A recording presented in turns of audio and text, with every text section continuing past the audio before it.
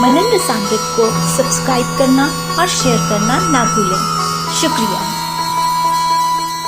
बंधुओं, हमारे सनातन धर्म में माला से जाप करने का बहुत महत्व है। हमने अक्सर भक्तों के हाथों में या गले में एक झोली देखी है जिसमें एक माला रहती है। ये माला कोई मामूली चीज नहीं है। मनुष्य को योग की पराकाष्ठा यानी ब्रह्मानंद जो की समाधि से प्राप्त होती है और प्रेम भक्ति की पराकाष्ठा यानी ब्रह्म संबंध जो भाव समाधि से प्राप्त होती है तक ले जाने वाली एक सीढ़ी है।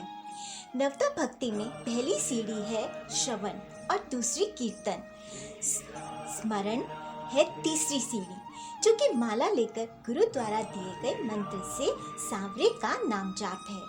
माला लेकर जाप करने से एकाग्रता बढ़ती है।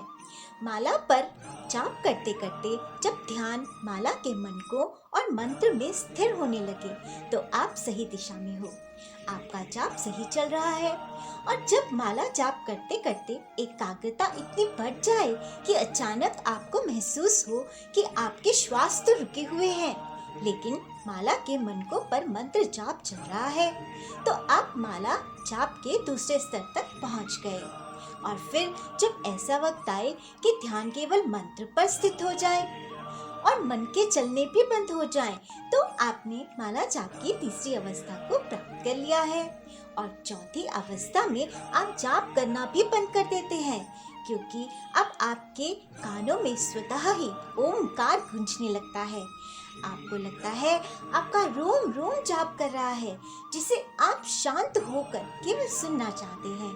यही है आपकी आत्मा या चेतना या जीव मात्र या आत्मा राम, कुछ भी कह लीजिए, आवाज जो सदैव सांवरे से जुड़ी है।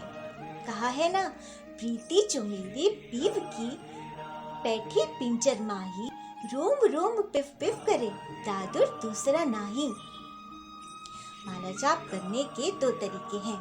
एक तरीका जो समाधि द्वारा ब्रह्मानंद की ओर ले जाता है और दूसरा भाव समाधि से लीला प्रवेश की ओर। योगी जब अपने श्वासों को स्थिर कर लेते हैं और अपना ध्यान धीरे धीरे ऊपर की ओर ले जाने लगते हैं जिससे आज्ञा चक्र तक पहुंचकर वो समाधि में स्थिर जाते हैं। लेकिन प्रेमी भक्त एक एक मनके पर मंत्र जाप के साथ सांवरे के नए नए रूप का, नई नई लीला का चिंतन करते हैं जो धीरे धीरे उन्हें भाव समाधि तक ले जाता है। और समाधि से भी ऊंची अवस्था है भाव समाधि जिसके द्वारा भक्त लीला प्रवेश कर सकते हैं। लेकिन शुरुआत दोनों की माला से ही होती है, बिल्कुल ऐसे जैसे संसार की शादी की शुरुआत भी वरमाला से होती है। चेतना और सांवरे का संबंध भी जाप माला के द्वारा होता है। आप जब पहले माला जाप करना शुरू करते हैं तो मन भटकता है क्योंकि अभ्यास नहीं है। यहाँ ये ध्यान रखो कि स्मरण तीसरी सीढ़ी है, तो पहली और दूसरी सीढ़ी यानी भगवान की कथा सुने, भगवान का कीर्तन करें और फिर कथा सुनते सुनते ही माला जाप करने का अभ्यास करें। क्योंकि कथा 2-3 घंटे को चलती है तो आपका जाप भी लंबा होगा। कानों में कथा होगी तो आपका मन भटकेगा नहीं, क्योंकि प्रायः जब हम कथा सुन रहे होते हैं हमारा मन उसी का चिंतन कर रहा होता है। तो कथा सुनते सुनते आप लीला चिंतन करते हैं और आपकी जीवहा मन को माला के मनकों के साथ मंत्र जाप करती है जिसका आपकी एकाग्रता पर बहुत असर होता है, बिल्कुल डबल इंजन की सरकार के जैसे। और यदि माला जाप का एक ही समय हो तो उसका और भी ज्यादा असर होता है।